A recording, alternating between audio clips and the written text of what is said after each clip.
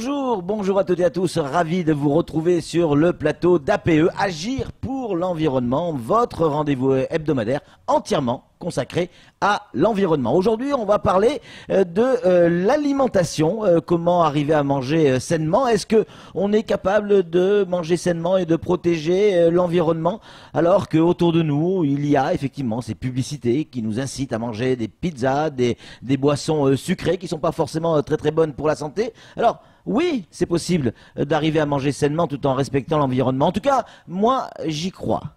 Tout de suite, le sommaire.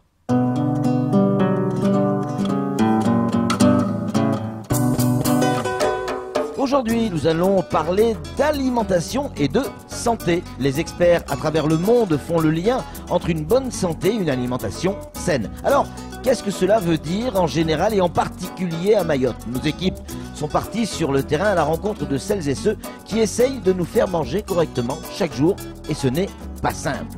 Pour approfondir tous ces points, nous aurons le plaisir d'accueillir sur ce plateau Philippe Méraud, chef du service de l'alimentation à la DAF. Nous aurons également Kartouabi Azida, directeur de l'IREPS, et Mohamed Bouanaïri, le président de l'UCOPAM. En fin d'émission, on va retrouver Anne-Constance Onguena pour connaître tous ces petits gestes qui vont nous aider à protéger notre environnement.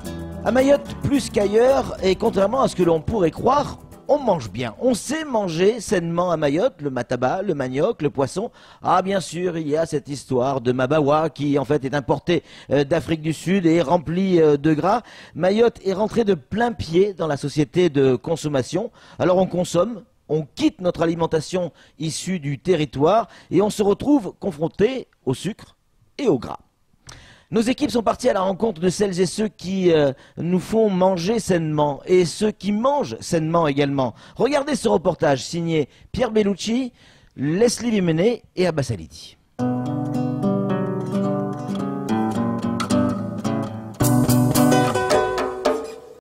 Pour le romancier ougandais Moses Isegawa, bien manger est un objectif digne de toutes les luttes. Aujourd'hui, l'alimentation est au cœur des enjeux environnementaux, sanitaires et socio-économiques. Déforestation, érosion, réduction de la biodiversité, épuisement des ressources d'eau douce, pollution de l'air et de l'eau, l'empreinte environnementale du champ à l'assiette ne cesse d'augmenter. L'élevage représente à lui seul 18% de l'ensemble des émissions de gaz à effet de serre. Face à l'augmentation des besoins à l'échelle de la planète, la notion d'alimentation durable a ainsi fait son apparition. Mais alors, comment faire pour mieux se nourrir à Mayotte? Je sais pas. Je sais pas. Là, je sais pas. Manger plus sainement, il faut éviter tout ce qui est pesticides. Pour l'instant, on a encore l'avantage d'avoir les bananes et les maniocs qui sont pratiquement bio, je veux dire. Il faut manger 5 fruits et légumes par jour. Mettre en valeur les produits sur Mayotte, parce qu'on a quand même, il y a des beaux produits sur Mayotte.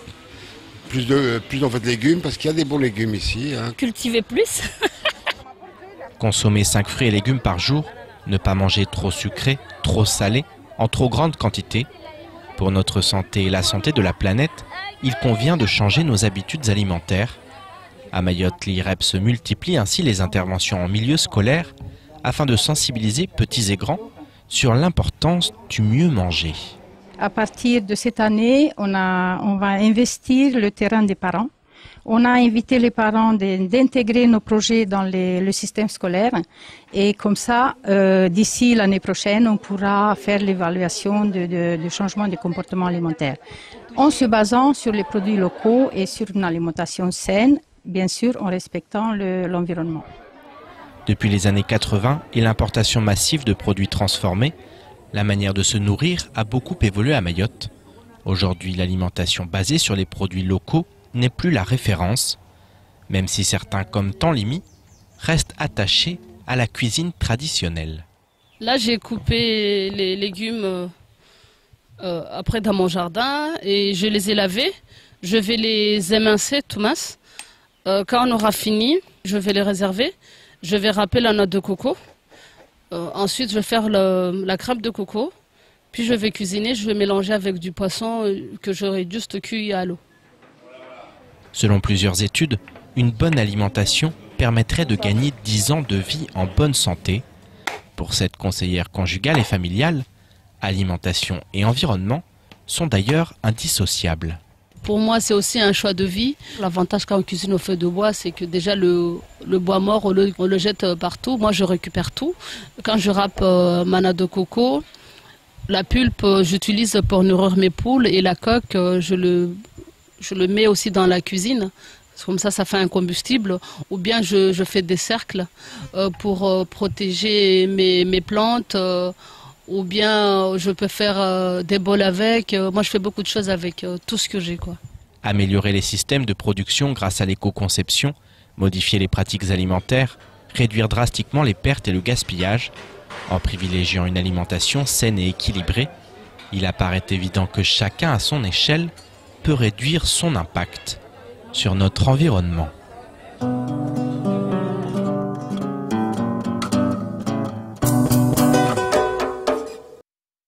Ça donne fin tout ça, bien évidemment.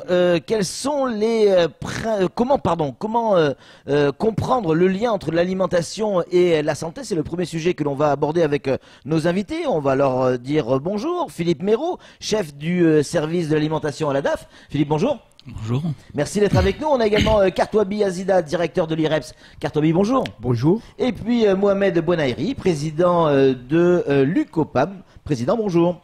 Bonjour. Merci à vous tous d'être présents. Quels sont les principaux problèmes de santé liés à l'alimentation à Mayotte?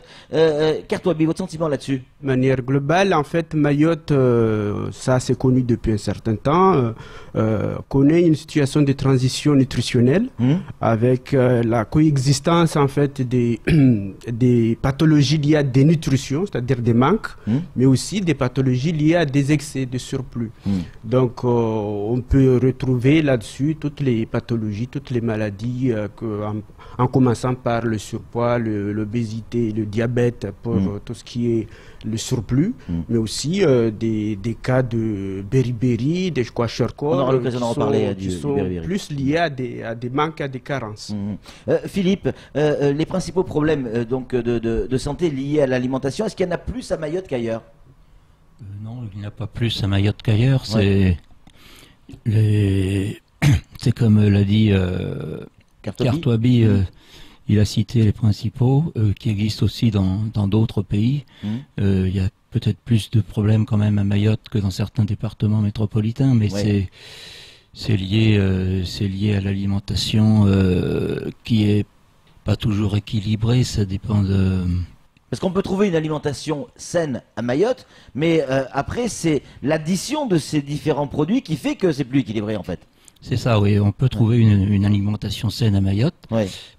Si on passe par les circuits, on s'approvisionne dans les circuits formels, donc contrôlés, on arrive à trouver une alimentation saine. C'est possible, y compris à Mayotte, bien évidemment. Kartouabi, est-ce qu'il y a... On parle souvent de malnutrition à Mayotte, mais est-ce qu'elle existe vraiment? Oui. On peut vraiment parler de malnutrition à Mayotte? Oui, parce qu'en fait, la malnutrition, il faut bien distinguer la chose, ou bien il faut bien savoir que la malnutrition peut être aussi une surplus. Une mauvaise malnutrition, c'est une mauvaise alimentation. Donc ça peut être un surplus, mais aussi une dénutrition, c'est-à-dire une carence. Donc là, c'est un manque. Un manque. Donc on a une malnutrition à Mayotte. Alors, vous avez parlé tout à l'heure de cas de beriberi, c'est une maladie grave qui peut entraîner le décès. Ça, on le sait. Pourquoi? Parce qu'en fait, c'est une maladie que l'on retrouve plutôt dans le tiers-monde. Pourquoi on la retrouve à Mayotte? Parce que tout simplement, on a encore, je disais, cette coexistence de carence, parce que le beriberi est caractérisé par la carence, justement, une carence de vitamine B1, appelée thiamine, et malheureusement, ou bien heureusement, j'insiste beaucoup sur le fait que ce vitamine B1 peut se trouver un peu partout dans les aliments qui était accessible à un moment donné ici à Mayotte. Mais le problème est surtout dû au fait que maintenant, et puis dans la majorité aussi des pays africains, on consomme en fait des produits exportés et qui sont trop raffinés. Donc ce vitamine B1 là, on le perd dans le riz par exemple, alors que il y est dans le riz traditionnel maoré par exemple. Bien sûr. Donc le riz parfumé que tout le monde aime, adore ici à Mayotte, est pauvre en vitamine B1. Ouais. Président Mohamed Bonaïri, c'est quoi les produits traditionnels mahorais qui sont bons pour la santé? Est-ce qu'aujourd'hui ils sont identifiés? Ils sont identifiés, mais malheureusement, il n'y a pas eu assez de communication. Oui. Et je pense qu'il y a un travail à faire. Oui. Et là-dessus, il y a on un produit, par exemple, c'est quoi ces produits? Il y a par exemple le bread de Mourung, qu'on appelle à Maoré Mvungé. Donc ça, c'est vraiment quelque chose qui est excellent. Ouais. Et pour la santé, ça a été démontré par les chercheurs américains et chinois. Donc aussi bien les feuilles que les graines. Ouais. Donc je pense que là, on a intérêt vraiment à l'utiliser. D'ailleurs, j'ai même appris que pour les animaux, donc les vaches laitières, en consommant ça aussi, ça leur donne un excellent lait. Donc, il faut revenir à une alimentation d'époque, Philippe, pour pouvoir remanger sainement, ou on peut arriver à manger sainement en vivant à notre époque. On peut arriver à manger sainement en vivant à notre époque. Il faut choisir les produits que l'on veut consommer. Oui. Alors c'est quoi un produit sain? Ça veut dire quoi? Comment on peut le qualifier? Définir la qualité d'un produit sain? Le produit sain, c'est le produit le plus naturel possible. Donc, avec le moins d'intervention chimique ou d'intervention industrielle. Ouais. Ça, c'est la première chose. Et on a la chance, justement, le président le précisait, on a la chance d'être dans une zone tropicale où on peut avoir pas mal de produits, fruits et légumes. Maintenant, c'est vrai, il y a cette question de disponibilité, mais aussi de coût de ces produits.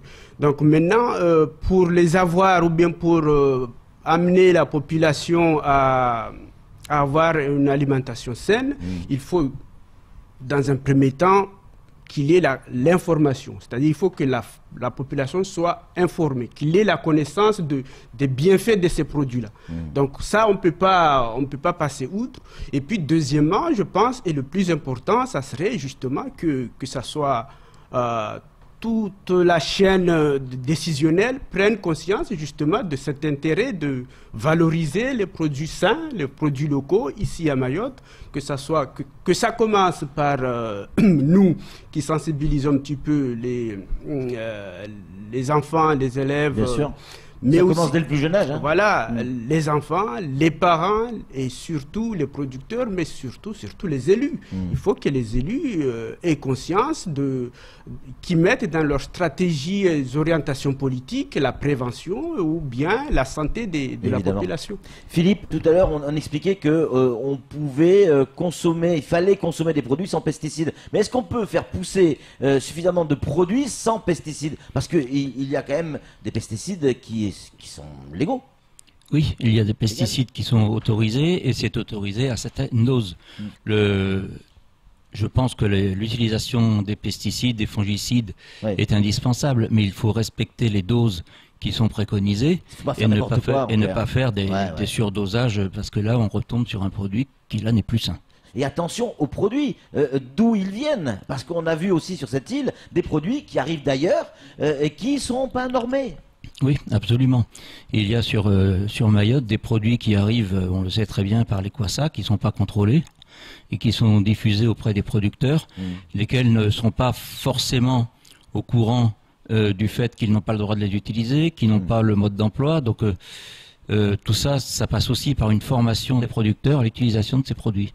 Mohamed, je veux manger sainement, je veux des fruits sains, je veux des légumes sains, je veux des œufs sains. Où est-ce que j'achète mes produits? Alors, c'est important déjà de chercher à savoir là où on va se procurer ces produits-là. Oui. Parce que vous avez les coopératives, donc avec des adhérents qui ont reçu des formations, qui savent qu'est-ce qu'ils font. Et ces coopératives, ils livrent leur production dans les grandes surfaces ou en tout cas dans des restaurants bien connus ou des hôtels. Et après, il y a aussi des boutiques qui appartiennent aux producteurs. Et là, qui sont des producteurs qui sont vraiment déclarés. Oui. Donc maintenant, la première chose qu'il faut éviter, il y a des producteurs qui ne sont pas déclarés, qui ne sont même pas de Mayotte et qui cultivent le bord des rivières. Comment on peut le savoir ça? Quand on va acheter un fruit, un légume, on va demander au gars... Ça, c'est un travail qui doit être fait par les autorités. Oui. Pourquoi? La première chose, interdire aux gens de vendre sur le bord des routes si on n'a pas de patente. Si on n'a pas le patente de commerçant, on ne peut pas vendre de produits. Après, ceux qui vendent des produits agricoles, naturellement, il faut qu'ils soient sirétisés, qu'on sache que c'est un agriculteur. Et maintenant, les commerçants qui vendent des produits agricoles, naturellement, ils auront la facture où ils ont acheté ces produits pour les revendre. Donc, ça, c'est vraiment quelque chose, c'est un travail de fond qui doit être fait. Malheureusement, il n'y a personne qui a pris l'importance de le faire. C'est clair. Philippe, comment l'État intervient pour aider les agriculteurs? Il y a des fonds européens et des fonds nationaux qui permettent d'aider. Mais c'est le problème de la conditionnalité des aides. Cela suppose que l'agriculteur aussi, de son côté, soit aux normes. Toutes ces aides sont conditionnées à tout un dossier qu'ils doivent remplir, à des contrôles qui sont faits sur une partie des dossiers, enfin, je veux dire sur une partie des exploitations. Et ces contrôles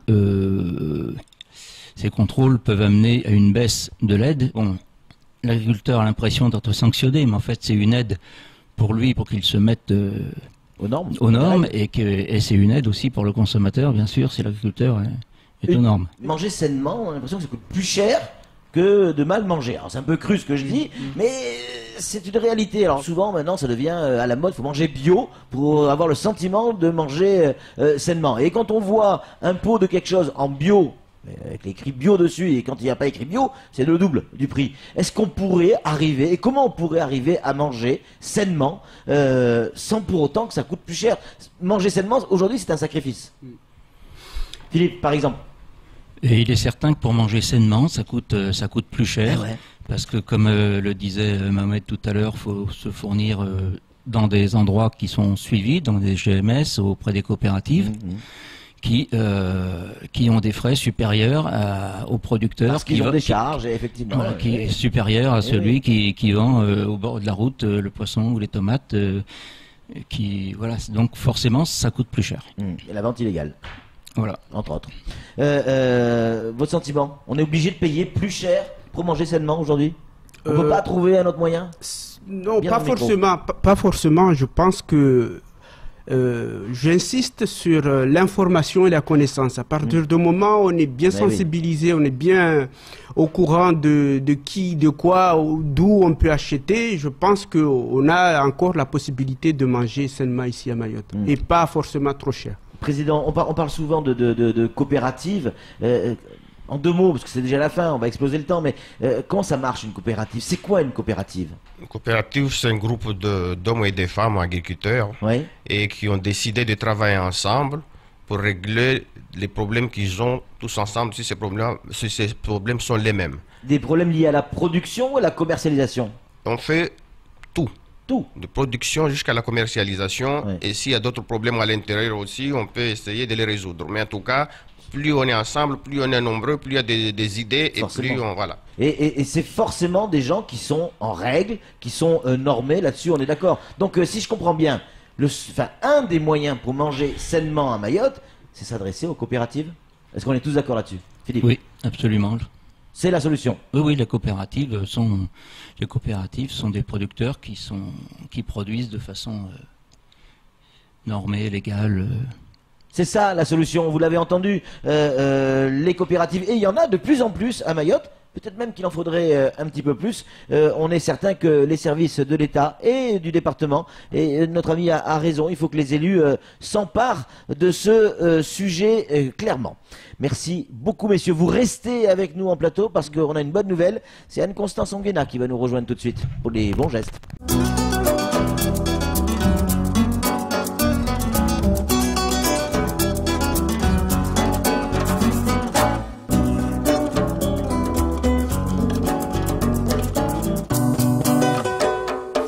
geste d'Anne Constance, hein, entre autres.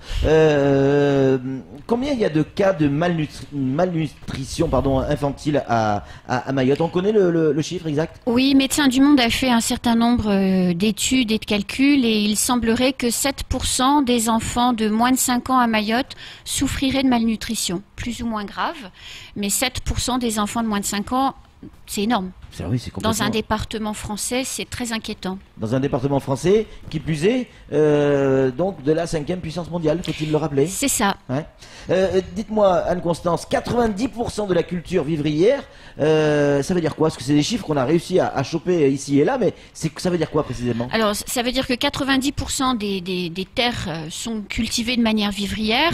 La culture vivrière, hein, c'est dans le cercle familial, a priori non destiné à être vendu, et c'est un petit peu tout ce qu'on s'est dit pendant cette émission, c'est que c'est le circuit formel qui permettra de tendre vers la qualité.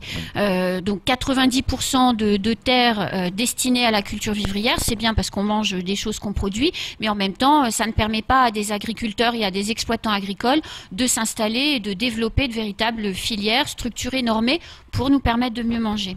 Mal manger et la santé, forcément, c'est aussi prendre des risques, notamment cardiovasculaires. Il y a eu un sondage, une étude qui a été faite, qui révèle que 35% des hommes et 32% des femmes étaient en surpoids. On peut croire ces chiffres? Oui, c'est une étude sérieuse qui a été faite sur Mayotte. Alors après, on peut se dire, est-ce que c'est bien ou c'est pas bien? Parce que 35, 22, 53, enfin voilà. Donc non, c'est pas bon parce que le taux de prévalence du diabète, donc prévalence, taux de survenance, le nombre de fois où on trouve, c'est 4,9% en France métropolitaine et c'est 10,5% à Mayotte. Donc plus du double. Donc ce qui veut dire qu'il y a quand même un vrai problème de troubles alimentaires et surtout une personne sur deux souffrant de diabète à Mayotte ne le sait pas. Donc ne se soigne pas. Qui n'a pas mangé de fruits à pain frits? C'est excellent, on est tous d'accord là-dessus. Alors on dit souvent, attention, c'est mauvais pour la santé, trop de friture. C'est vraiment le cas? C'est vraiment mauvais? Oui, c'est vraiment mauvais pour la santé. C'est bon? Bah oui, mais c'est bon, mais c'est bon au goût, mais il faut le faire avec modération, puisqu'une portion de friture, que ce soit du fruit à pain, du manioc, du songe ou bien de la pomme de terre, c'est 180 grammes en moyenne. Et 180 grammes de friture, c'est 800 kilocalories par jour, sachant qu'on peut en manger 2100. C'est pas terrible. C'est à peu près 40% des besoins en matière grasse qui sont comblés par cette petite portion de friture dans la journée et 60% des besoins en sucre. Donc oui, il faut le faire de temps en temps, mais pas tous les jours. Et surtout, il vaut mieux pas mettre son fruit à pain à griller dans un feu, c'est mieux? C'est mieux, je pense. C'est beaucoup mieux. Exactement. Et même bouilli, hein, c'est excellent. C'est excellent. Des chiffres, Anne-Constance, vous en avez plein de petits chiffres? Alors les chiffres, là, j'ai fini. C'est fini? Oui. Ça veut dire que l'émission est terminée? Non, maintenant j'ai des gestes. Alors, passons des chiffres aux gestes. Donc, premier geste, très important, c'est je consomme de moins en moins de boissons gazeuses, sucrées. Facile. Oui, mais c'est mieux l'eau, et même l'eau pétillante, c'est mieux que d'autres boissons sucrées. Je m'efforce de manger des légumes et des fruits locaux, donc non importés, parce qu'on peut trouver dans les circuits formels des fruits et des légumes de bonne qualité. On l'a vu tout à l'heure avec le président et nos invités dans les coopératives. Je m'efforce de choisir des viandes, alors les viandes c'est compliqué, mais des poissons, les œufs locaux, plutôt que des produits importés, parce qu'on trouve aussi des choses de bonne qualité. Alors vous allez me dire, mais pourquoi elle insiste avec les produits locaux? Déjà parce que ça fait vivre les exploitants agricoles locaux, et puis surtout ça évite les exportations, les importations. Et c'est pas plus sain de manger un œuf qui a été pondu à Mayotte qu'un œuf qui a été pondu à La Réunion? Si, parce qu'il y a eu des émissions de gaz à effet de serre pour amener l'œuf jusqu'à Mayotte, et donc c'est moins bon pour l'environnement, donc il faut mieux manger l'œuf local. Et allez, puis en dernier, je prends le temps de m'asseoir pour manger plutôt que de manger debout à la va-vite, parce que du coup on est en meilleure santé après. Ouais, et puis on évite les gaz d'effet de serre également. Merci beaucoup Constance, merci également à tous nos invités, merci à Philippe Méraud, merci également à Kartwabi qui était avec nous, merci à Mohamed Bonaeri, merci à vous Anne-Constance. Je voudrais profiter de ces quelques secondes qui nous restent pour remercier toutes les équipes qui travaillent autour de cette émission et de ce projet, les équipes d'incidence, les équipes de Coesis, ces reportages qui sont tournés avec tous ces référents en environnement. Merci à vous toutes et à vous tous pour la qualité de ces émissions. Nous, on va tous se retrouver, peut-être pas avec vous, tiens, lors d'une prochaine émission, ça sera la semaine prochaine. Ça sera sur la même chaîne, hein, à peu près à la même heure, mais avec d'autres sujets, d'autres invités. Salut.